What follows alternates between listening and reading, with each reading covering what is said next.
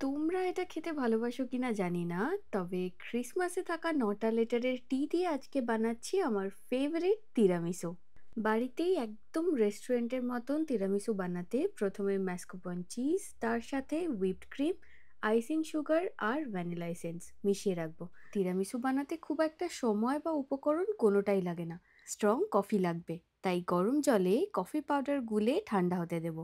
Cheese আর coffee বাদেও যে আরেকটা উপকরণ লাগবে সেটা হলো এই লেডি ফিঙ্গার বিস্কিট। সব কিছু রেডি করে নিয়ে এয়ারটাইট গ্লাস কন্টেনারে প্রথমে অল্প চিজ দিয়ে তার উপরে কফিতে ডিপ করা এই লেডি ফিঙ্গার বিস্কিটগুলো রাখবো পরপর সাজিয়ে।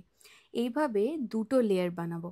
জানি এই ইনগ্রিডিয়েন্টগুলো সবার বাড়ির কাছে পাওয়া যায় না, তবে এটা না পেলে কি দিয়ে বানালে মোটামুটি এরকম খেতে হবে সেটাও বলা মুশকিল। তাতে এক করতে আরেক হবে। এরকমভাবে অন্য কিছু বানালে তার নতুন নামও তো দেওয়া যেতে পারে। লেয়ার করা হলে মিনিমাম ৮ ঘন্টা ফ্রিজে রেখে উপরে কোকো পাউডার ছড়িয়ে একেবারে ঠান্ডা ঠান্ডা সার্ভ করতে হবে। আরও একভাবে এটা বানানো যায়, তাতে আবার দেওয়া হয় কাঁচা ডিমের কুসুম, সেইটাও একবার বানানো যেতে পারে। ক্রিসমাসের দিন ডেজার্টে এইরকম তিরামিসু বানালে খেতে কিন্তু একেবারে ফাটাফাটি হবে।